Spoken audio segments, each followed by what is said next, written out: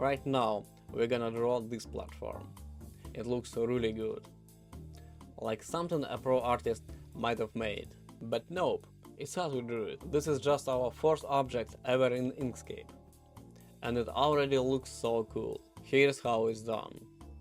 We have already learned to draw various platforms and they are getting more and more interesting. But how can you learn to draw at the level of a professional artist? The simplest way is to take and start copying the works of professionals. And then you will see how exactly they do it, how their shadows transition, what shapes they choose, and so on. For example, you should copy about 10, 15, 20 objects and you will understand how it's done. I will now show how to properly copy someone else's platform in Inkscape. Just one thing to understand. If you copy someone else's platform, you will violate copyright. Most likely, someone holds the rights to that platform, the one who drew it. Therefore, you can generate platforms somewhere in neural networks. For example, I wrote this prompt in Midjourney. If you want, you can use it. And these are the platforms that were generated. Look how interesting and diverse they are.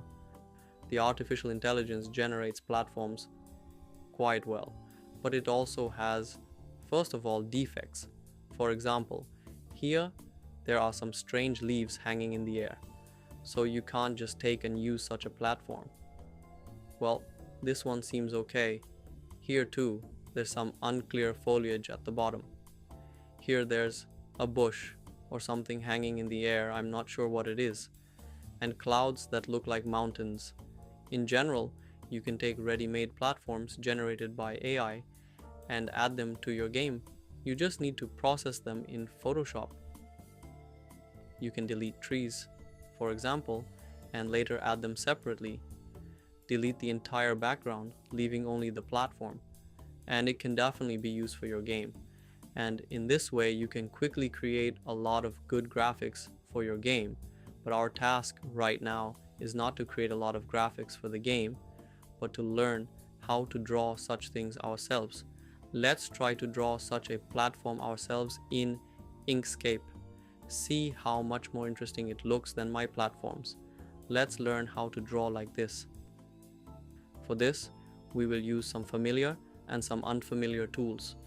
First, we will upload an image of this platform here. File, import, select the platform. And here is the image. I will reduce the size. To keep the proportions intact, I will do it like this so it doesn't become stretched or squished. Holding Ctrl, I press and reduce the size. This way, the proportions are preserved. I've placed the platform here. I will trace it to learn. I will speed up the entire process so that it's not too long or boring, but I will show how I do it. I will explain the principles and then show how I trace the entire platform in fast motion. And I won't make a full copy because that would take too much time. I will simplify it. The more time you spend and the more carefully you do it, the more you will learn. My task right now is to show how to do this. We need to go to the Layers section in Inkscape. I will click here and choose Layers and Objects. And here I have the first layer, inside which I see a lot of different objects. These are all my platforms and platform parts that I drew. If I hover over this layer, little eye icons appear on the right. I can hide the platform. This is the square. Here I can set the layer opacity if needed. And the lock icon. If I set the lock, I will lock the layer from editing. That way, I can no longer select anything, and I won't accidentally move the platform. This is convenient. I've placed the platform from the neural network from Midjourney as the background, and now I will trace it. I will create a new layer. I've locked this layer, And now I will click the plus icon to create a new layer. I will draw my platform in it. Now click the plus, zoom in. As we can see, this platform consists of stones. First, there are stones and grass on top, but these stones and grass are not that simple. For example, this stone consists of at least 3 colors. Here, there is light brown. Here, a dark brown shadow. And here, a very dark brown. The shadow is at the back, and there's a light shadow from the grass. Then there's dark green grass, and a light green grass layer on top. And thanks to all these different colors and shades, an interesting picture is created. How are we going to draw this? Well, let's start with the stone. We will draw it with Bezier curves. This is the most convenient tool. I will now trace the general shape of the stone. As it goes even under the grass, I think it goes about like this. This is my stone. Now I will go to fill and stroke. And I will disable the fill. I will leave only the outline so that it's visible. But in fact, the original platform doesn't have an outline around it. As we can see, it has colors but no black outline. So I will remove it later as well. For now, I left the outline just so that it's visible what I'm doing. So I made the stone shape. I will now round these points here to make them smooth. I will also round these points here, I think. This will be the stone. Now I need to draw. Here, there is a very dark brown color. This is the most saturated shadow. Here, we have a half shadow. Here, a shadow from the grass. The rest is light brown, the color of the stone itself. How will I do all these colors? This can be done. This can't be done with a gradient. It can only be drawn. So, inside this stone, I can draw a darker object representing this shadow. But if I just draw it like this, it won't fit perfectly. As we can see, it's very hard for me to draw a perfectly fitting shadow. For example, here I will make it red and here yellow. Well, actually, it turned out pretty close if I turn off the outline. But we see that the shadow sometimes overlaps the outline of the stone. I will remove the outline from it later. We can see that the yellow color slightly overlaps the red, and that shouldn't happen. The shadow should be right on the edge. You can manually move these lines to cover it like this. This will be the shadow color, but it will still not look very neat. There is a way to do this absolutely neatly. So I turn off the fill and leave the stroke to see it. I need to draw the shadow inside this stone, another object. I will take the Bezier curves tool and draw such a shape. It will match the shadow's shape inside, but be larger outside. I will round the lines here too, so that it looks more like it. I don't have to make an exact copy. I'll make an approximate one and probably reduce the stroke thickness so it's clearer.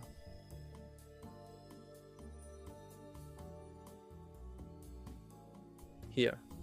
Now I have this dark part and this one is light, but the dark one was too far here. I need it to be exactly the size of the stone. To do this, you can use the Object Intersection tool. In the Path menu, choose Intersection. Now, if I select the stone, and while holding Shift, select the shadow, then click Path, Intersection. I will only have this neat shadow left. But the problem is that the rest of the stone I initially drew is gone, and I need it to stay. I will undo all this with Ctrl-Z. To avoid this, I will press Ctrl-D or edit duplicate. I create a copy of the stone. Now I have two such stones. I'll make one this color, for example. Now I can move it. The same one remains under it. I made a copy. Now I select the copy of the stone and the shadow with shift and do path, intersection. And now the shadow fits perfectly into the stone object. Now I will select the stone and remove its fill. I will also remove the fill from the shadow, but I can leave the shadow's fill now. I click the eyedropper tool, and now I select the color directly from the image. Any shade. Let's say all my shadows will be this color. I can now do the same with the shadow here. I create such an object. This is how we can understand how objects with multiple shadows and gradient transitions are created.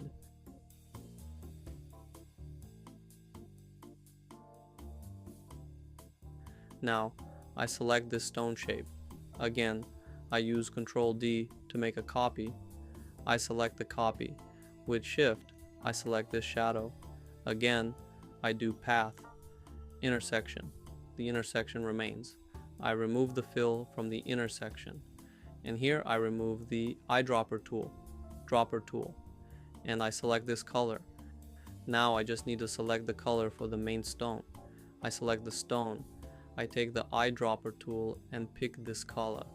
Now, what do I need to do?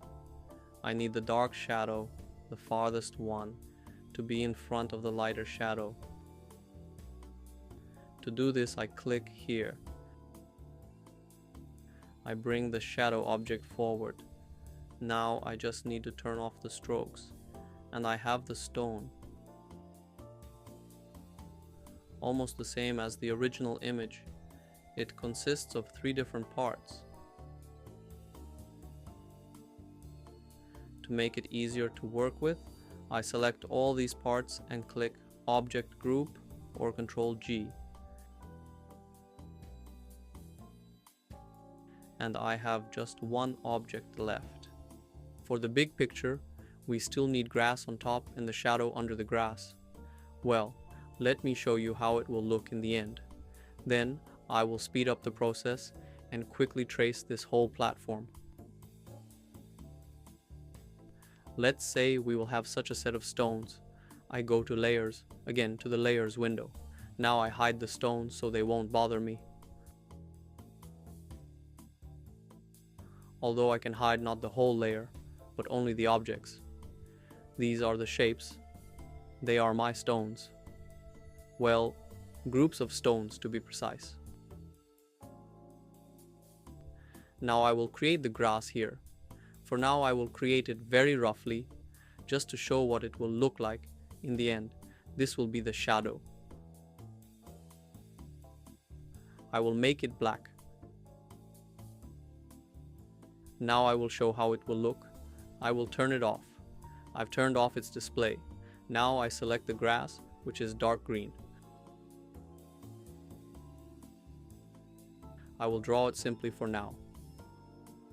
Later, in the sped up version, I will show how I will do it all. This is to learn how to draw all this. Again, I will remind you why we are doing all this. To learn to draw like professionals. Well, here is some grass, for example.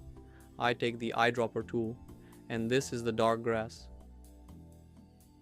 We will roughly close it. Now let's draw the light grass, and also roughly. Light grass here on top.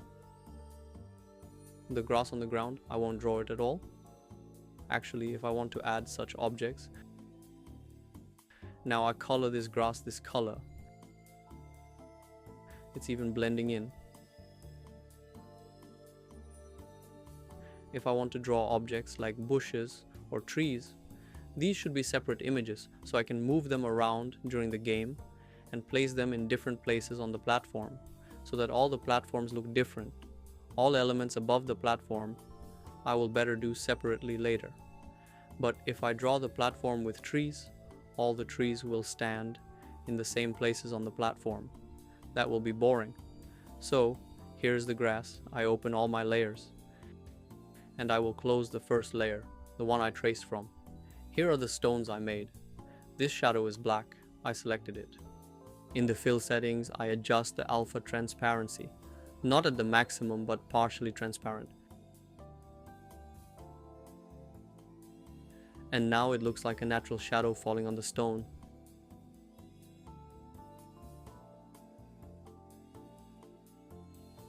This is how I will create the grass object, the shadow from the grass,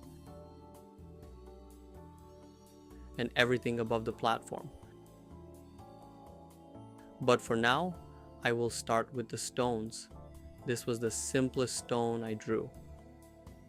Well, alright, I will delete all this. I will open the layer with the stones. On this stone, I only had 3 colors here. As we can see, there are more colors on the stone below.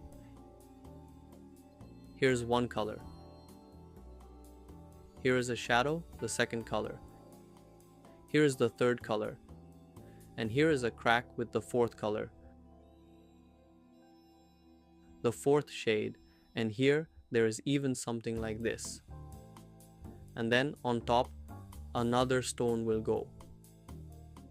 Here, how many objects do we have? 1, 2, 3, 4, 5. 5 objects need to be drawn to repeat the stone below. Some objects will be more complicated, some simpler. For this one, by the way, I will round the corners here. Let it be like this. That's it. I will try to outline it. I will simplify it a little. I won't spend too much time. And I will speed up the video process just to show how I do it. But if you want to learn how to draw well, don't rush. Spend as much time as you need. The main thing is that it's as neat as possible. Here, I have one stone. I will hide it. I will draw the second one.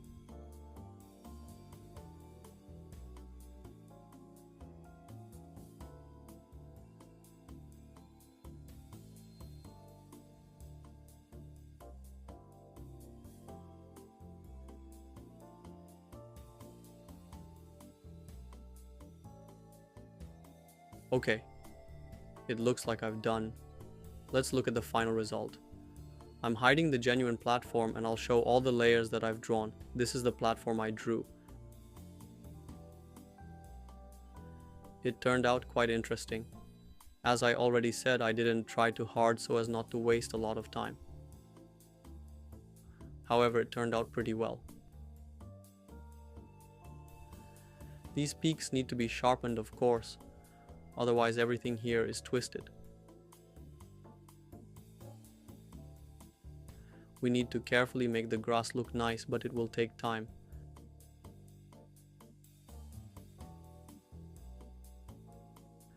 It turned out pretty well.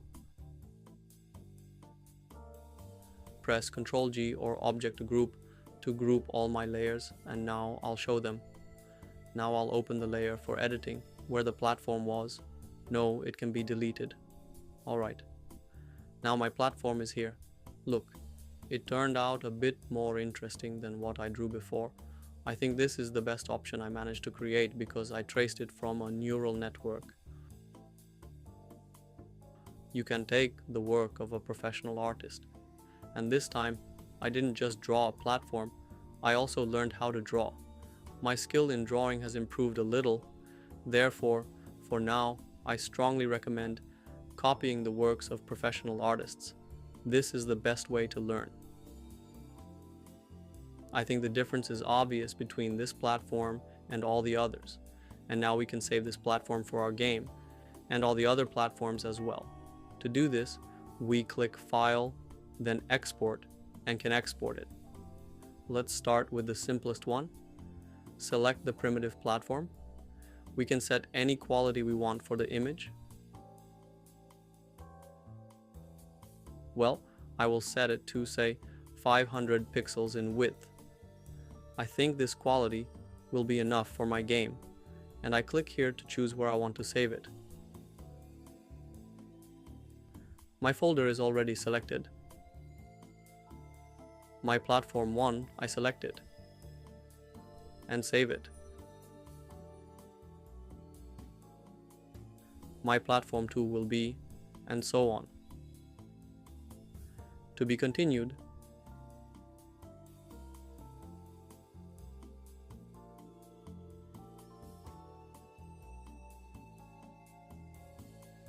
All the images have been saved. Now we can add them to the game and do whatever we want with them.